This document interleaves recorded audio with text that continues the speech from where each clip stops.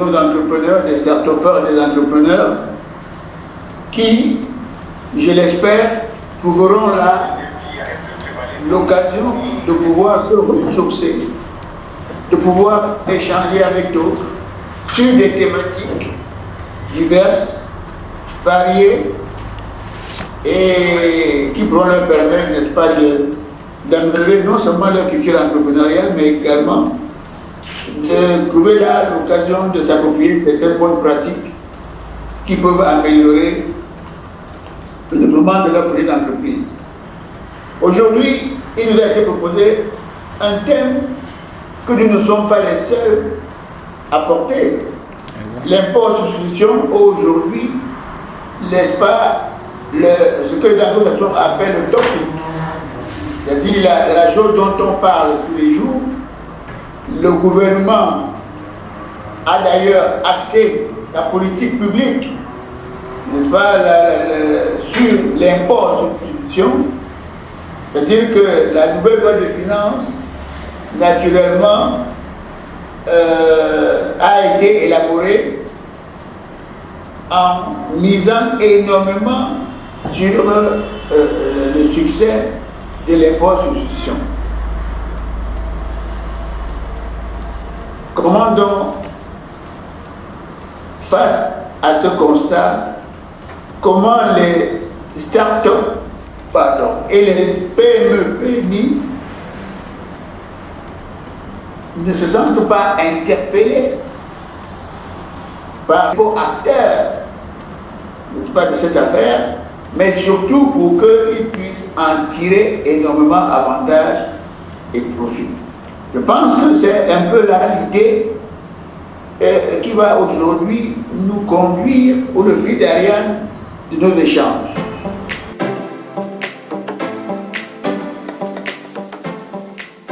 L'idée que nous semblons percevoir, c'est qu'il y a une prise de conscience de ce que nous importons beaucoup. Nous consommons essentiellement des denrées, des produits qui nous viennent de l'extérieur. Et donc, ça fragilise nos économies. Ça crée une dépendance. Et même, ça joue sur la qualité. Parce que vous savez que dès lors que ça vient de l'extérieur, c'est plus difficile à contrôler. Et donc, si on n'a que ça, malheureusement, on consomme ça. Non seulement, ça fait que les nôtres ne travaillent pas, parce que ce qui est le plus gros gisement d'emploi, c'est quand même le travail et la production. Donc, si vous êtes en mode consommation, parce que vous êtes rivé à l'importation de ce que vous devez consommer, ça veut dire que vous vous privez d'une niche des opportunités d'emploi. Et ça veut aussi dire que donc vous consommez des choses qui viennent de l'extérieur, qui peuvent, comme on l'a vu avec le Covid, ne plus venir pour diverses raisons et vous mettre dans une situation très compliquée. Et même quand ça vient, vous devez acheter avec des devises.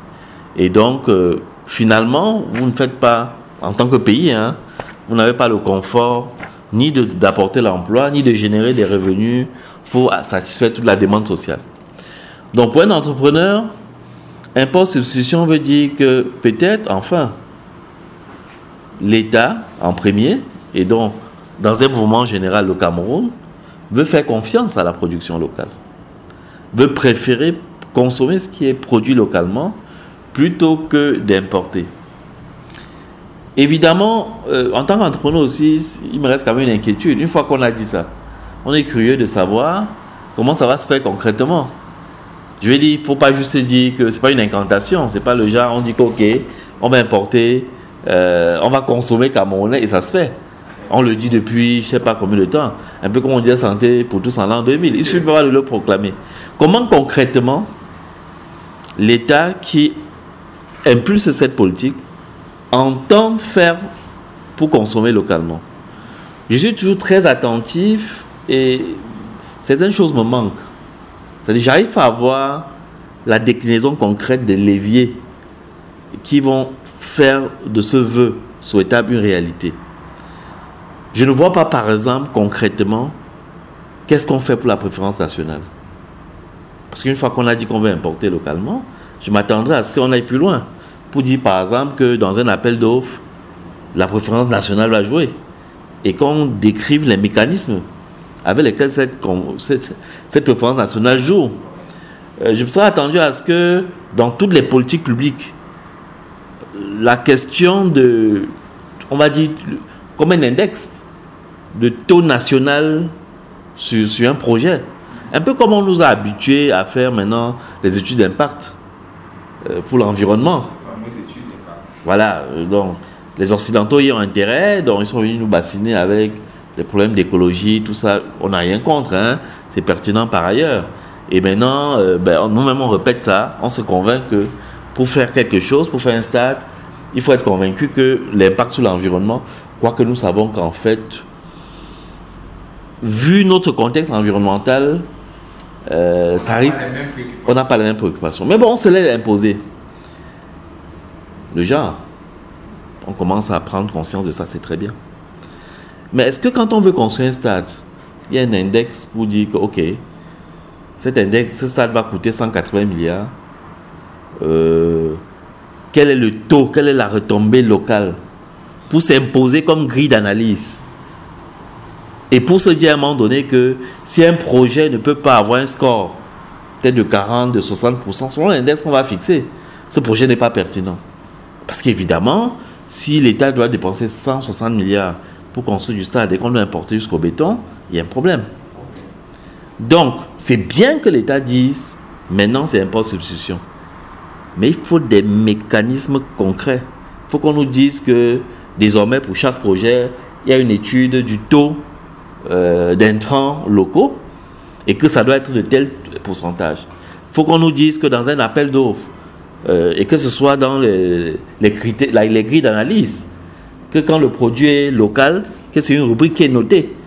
Et donc, si peut-être on va départager les soumissionnaires, qu'un soumissionnaire soit content de dire que dans ma soumission, voilà le taux d'intrants locaux. Si vous prenez la mercuriale de l'État, la couveuse Made in Cameroun est la moins chère, homologuée à 2 800 000.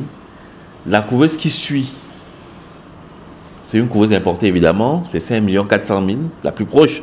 Après, ça va jusqu'à 8-10 millions. Mais le réflexe chez nous, quand on veut passer une commande publique, c'est de chercher la référence mercuriale la plus élevée. Parce que c'est avec la référence mercuriale la plus élevée qu'il y a beaucoup d'opportunités de transaction. Donc tu viens avec un produit qui est moins cher, c'est local d'ailleurs, mais est-ce que ça arrange les parties prenantes? Est-ce que ça arrange celui qui passe la commande? Est-ce que ça arrange qui? Donc, une fois qu'on a dit ça en haut, s'il n'y a pas de mesures contraignantes en bas, ça ne va pas se faire.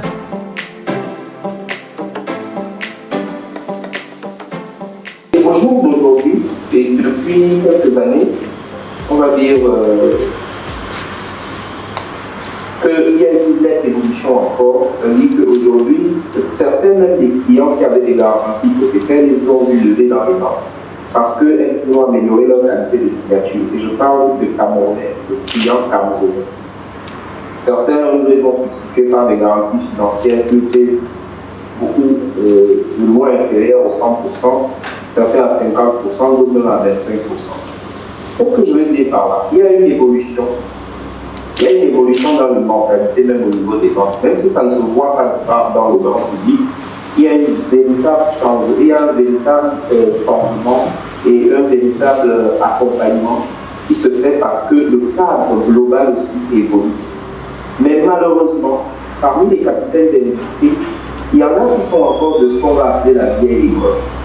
Dans le sens où certains refusent encore aujourd'hui de franchir l'étape de changement de paradigme qui va leur permettre d'être dans une espèce de, alors je vais dire non seulement la légalité, mais en plus la conformité qui va leur permettre d'être crédibles en fait. Et c'est ça le grand défi. Le grand défi aujourd'hui est de faire comprendre aux capitaines d'industrie, à l'entreprise, que le train est en marche, ça ne reculera pas. Aujourd'hui, avec des mesures comme les substitutions, il est évident que cela va être conditionné par un certain nombre de choses.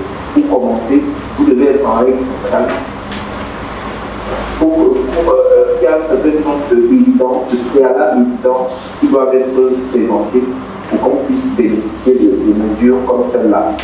Et donc, c'est l'occasion encore de dire aux capitaines d'industrie il faut cesser de voir petit. Il faut passer à un niveau de propreté qui fera que la crédibilité au niveau des banques va vous permettre d'accéder un peu plus facilement au financement. Et cela passe par tous les aspects de l'activité de l'entreprise, aussi bien de sa production. Dans sa production, on a parlé de qualité et de quantité. J'ai des exemples à profusion de cas où des personnes trouvent même des contrats à l'étranger et on nous dit on a besoin de 60 conteneurs. Ils disent mais je n'arrive même pas à produire 2 conteneurs, j'ai besoin de financement pour produire 60. Et à nous de lui dire on est désolé, si vous n'arrivez pas à produire 2 conteneurs, ce n'est pas avec de l'argent seulement que vous arriverez à produire 60. Ça demande toute une batterie technique, ressources humaines, etc. etc. Voyez-vous, dans notre contexte aujourd'hui, le placement des fonds à la disposition d'une clientèle demanderesse que sont les entreprises privées, les PME, puisqu'il s'agit d'elles, obéit à un certain nombre de critères. C'est vrai que le banquier qui est dans la théorie, c'est lui qui réunit l'épargne des ménages, son capital et toutes les autres sources de financement, collecte une ressource et puis doit la mettre à la disposition des personnes qui ont la capacité de la restituer. C'est un intermédiaire qui assure donc cet équilibre-là. Et donc le banquier, lorsqu'il a fait ses analyses, ses études, doit être conforté premièrement par l'expérience du promoteur. Et très souvent dans le cas puisqu'il a parlé du cas des marchés publics, lorsque vous irez à la banque, quand vous avez eu un bon de commande, par exemple, et vous avez besoin d'une avance, peut-être pour préfinancer et réaliser le marché, très souvent dans la documentation, on est amené à demander la preuve de la livraison d'un marché similaire. Qu'est-ce que le banquier recherche derrière cela? Il veut savoir si vous avez par le passé eu à faire des livraisons pareilles qui ont été réceptionnées et qui ont été payées. Ça vient mitiger un peu le risque et ça lui donne un argument, par exemple, pour soutenir le dossier. Je pense que c'est la première étape. C'est une première étape. Mais Georges, oui. Excusez-moi, si je suis nouveau, je n'ai pas encore eu à réaliser les marchés publics, oui, mais j'ai des prototypes, j'ai fait des choses qui sont là. Et je me trouve en capacité de répondre à cet appel d'offres, cette commande publique-là. Et vous me demandez un historique, qu'est-ce que je fais? Je n'ai pas d'histoire encore. Non, et d'ailleurs, mécaniquement, c'est ce qui va se passer. Je parlais de ça comme une contrainte. Si brutalement, l'État passe de 20% à 60% de la commande publique par les acteurs locaux, ça veut dire que il y a beaucoup d'entreprises qui auront l'opportunité d'avoir accès à la commande publique sans historique. Ouais. Mais je pense que en fait, en flagrant, c'est comme si on fait le procès des banques commerciales. Ça se dit banque commerciale, avec ce que ça comporte. Je pense que dans la logique de financement, pour voir si on veut relever le défi qui est le nôtre, il faut aller au-delà de la banque commerciale, qui est un maillon qui intervient à un certain niveau transactionnel. Mais il faut envisager... On va pas prendre tout le temps de Georges, on va le laisser reprendre. Donc c'est intéressant qu'il relance parce que la problématique, elle est réelle. Banque commerciale, je dirais oui, dans un sens, mais pas uniquement parce que j'ai été amené dans le cadre du travail qui est le mien. On peut financer des projets, c'est-à-dire des projets, carrément des projets, parce que nous avons des cas, par exemple, d'usines où un entrepreneur a pris le temps de structurer le projet. Il fait un business plan solide, il fait des études de marché. C'est bien entendu, vous me direz, ça a un coût. Mais il faut bien que celui qui a... Vous verrez dans la logique des financements, lorsqu'une banque intervient pour apporter son apport, on est très souvent conforté par l'apport personnel de celui qui initie le projet. Pourquoi? Parce que pour initier un projet, il faut y croire. Et si vous n'y croyez pas, vous ne mettrez pas du vôtre. à l'intérieur. Donc, banque commerciale, oui, pour certains compartiments de métiers et financement d'une certaine classe comme les fonctionnaires ou alors certains types d'acteurs, clients de la banque, mais banque également d'investissement. Nous finançons encore jusqu'aujourd'hui des projets ex nihilo, c'est-à-dire vous faites une étude uniquement basée sur le business plan et des hypothèses de réalisation de ce projet.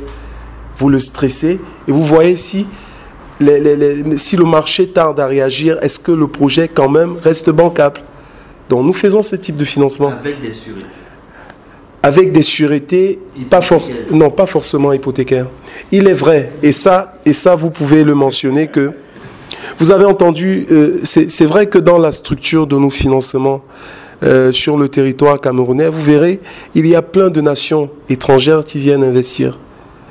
Lorsque vous engagez un projet de 10 milliards, il n'y a pas un titre qui peut apporter un niveau de couverture pour ce genre d'exposition. Il n'y a pas un titre foncier qui vaut 10 milliards. Donc on est obligé à partir de ce moment de rechercher d'autres facteurs. L'expérience, par exemple, très souvent ils ont d'autres cas. Ils vous diront que nous avons construit la même usine dans un autre pays qui fonctionne très bien. Vous n'avez pas les données, mais sur la base peut-être de la renommée de l'entreprise, et ils n'ont très souvent même pas de titre foncier au Cameroun. C'est vrai que vous retrouverez là-dedans des lettres de confort, des ci, là, mais ce n'est pas des éléments matériels. C'est vrai que ça, c'est pour le cas de la grande entreprise. Maintenant, pour le cas de la PME, spécifiquement, je pense qu'il y a un effort. Monsieur Antoine disait tout à l'heure, il parlait de digitalisation.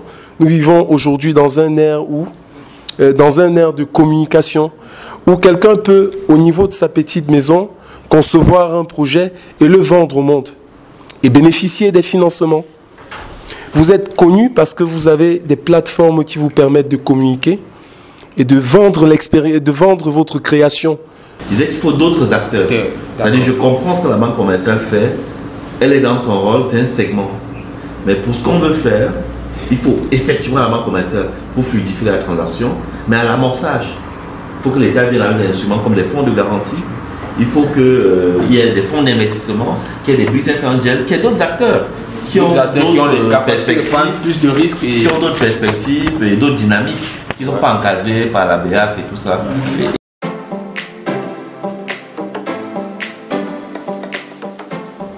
La secrétaire exécutive Fatoumata, elle expliquait qu'aujourd'hui, on est à pratiquement 38 États qui ont ratifié la zone de libre-échange. Ça veut dire 38 États acceptent déjà la libre circulation des marchandises, pour l'instant, des marchandises. 38 sur les 52 États africains, 38. Donc, voilà une opportunité. Et aujourd'hui, on va essayer de comprendre comment est-ce que cela peut vraiment profiter aux entrepreneurs locaux camerounais. Et pour cela, je vais revenir avec vous, Serge Moncom. De quoi s'agit-il concrètement à la ZLECAf? Je peux dire simplement de façon synoptique que c'est un tremplin. C'est un tremplin, c'est une opportunité que nous pourrions exploiter. Serge Didio, avec vous, on va... Les couveuses, moi je vais entrer par là. Les couveuses, elles ont traversé les frontières du Cameroun. Oui, on a vendu des couveuses au Bénin, au Tchad, au Mali, en RDC. Félicitations. Et on a une unité de production au Mali aussi. Félicitations. Donc, alors je crois que voilà une personne... dans la ZLECAf, c'est l'idée que on puisse avoir une zone de libre-échange africain. C'est quelque chose de grand pour ceux qui essaient de produire. Parce que on parlait des entrepreneurs tout à l'heure. Je vous ai dit, tout commence par le débouché. Vous pouvez spéculer, mais la première motivation à investir, c'est d'avoir la conviction qu'il y a le débouché. Et quand on parle des machines de qualité d'industrialisation, ce qu'on ne vous dit pas, c'est qu'il faut que ce soit à l'échelle. Il faut l'échelle qui puisse justifier ces investissements. Aujourd'hui, des gens savent que je fabrique des machines, donc de temps en temps, quelqu'un m'appelle « Ah tiens, est-ce que je peux avoir la presse de canne à sucre? Ah tiens, est-ce que je peux avoir un truc pour râper ?» ainsi de suite. Donc, les gens ont des problèmes, ils ne comprennent pas que tu n'arrives pas à répondre à leurs demandes. Parce que, si je veux faire une machine pour faire les chips, il ne peut pas me payer les frais d'études. Il veut comparer au prix du chinois qui en vend des milliers dans le monde et qui a déjà l'usine. Moi, je dois concevoir un truc local, mais si je pense que j'aurai juste 2 ou 3 clients, ce n'est pas viable. Mais si je pense que si je dépense, je mets des étudiants de Polytechnique pour leur mémoire de fin d'études, on commence à travailler le sujet, puis on a un prototype, mais que derrière ma tête, je sais que l'investissement là, c'est pour produire 1000 machines, parce qu'une partie va aller en RDC, une partie ainsi de suite. Là, ça commence à être intéressant. Donc, pour fabriquer localement, pour mettre les machines en route, il a parlé du cure-dent. Ce qu'on ne vous dit pas, c'est que la machine pour faire le cure-dent,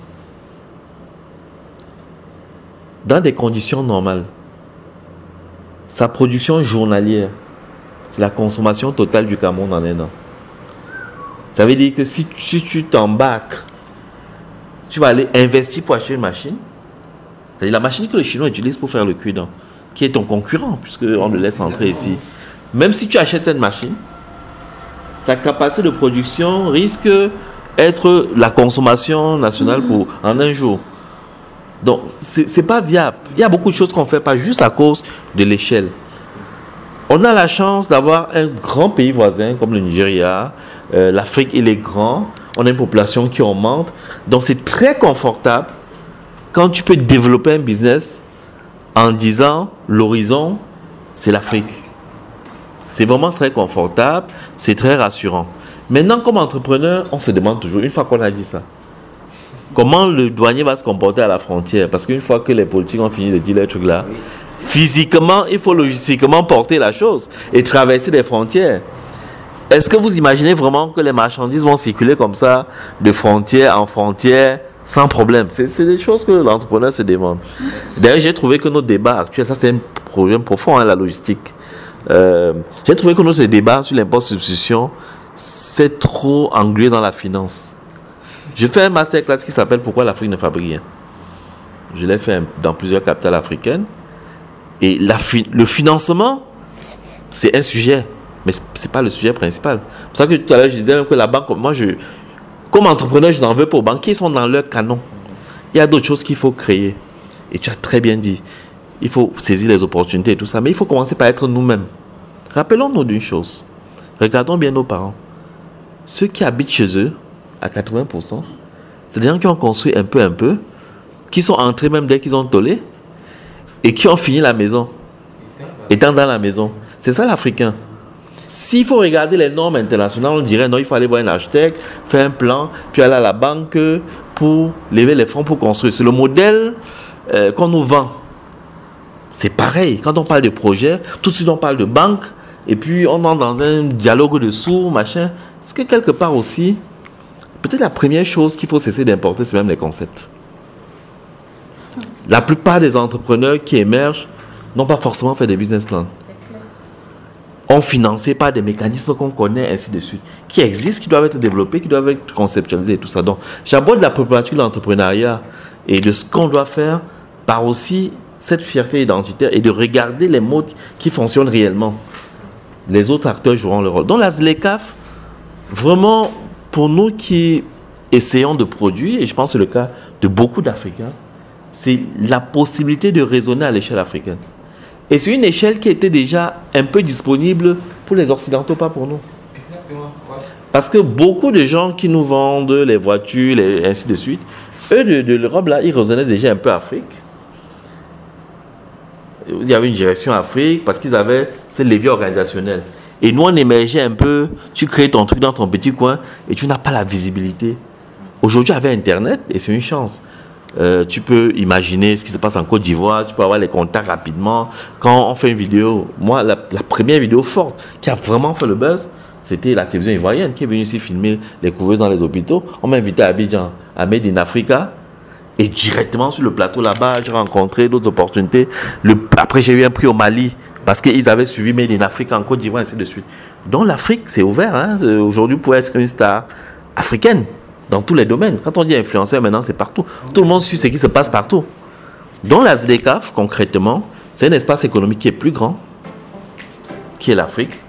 Maintenant, on se connaît. Est-ce que ça va se mettre en œuvre réellement comme on pense. Pour que tu puisses imaginer ton business et acheter certaines machines parce que tu sais que voilà, ça va circuler, tu vas pouvoir livrer au Bénin, ainsi de suite, à RDC, à gauche, à droite. Ce serait vraiment un gros coup de pouce.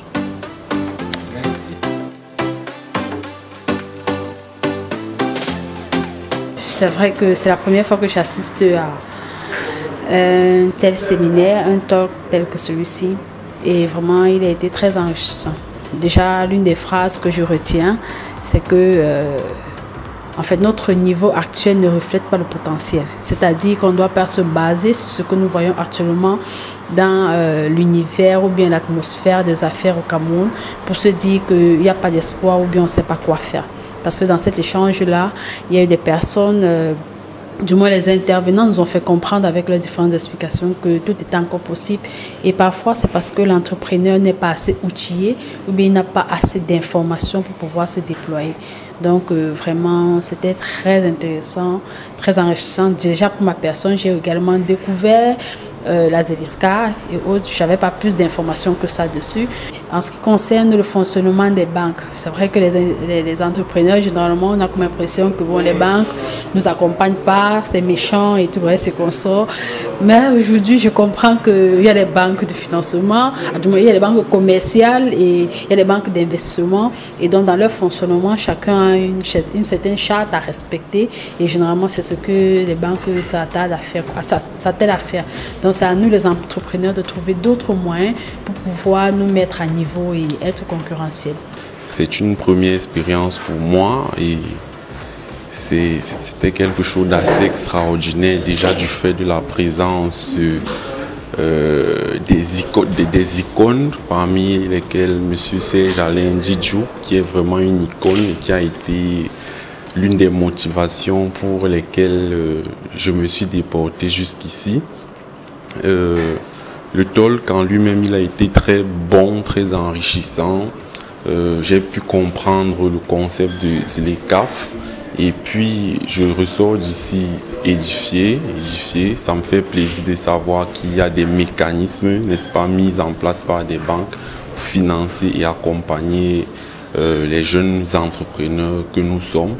Et mon souhait de voir, n'est-ce pas, des talks comme ceux-ci se multiplier pour davantage nous édifier et nous accompagner dans nos projets.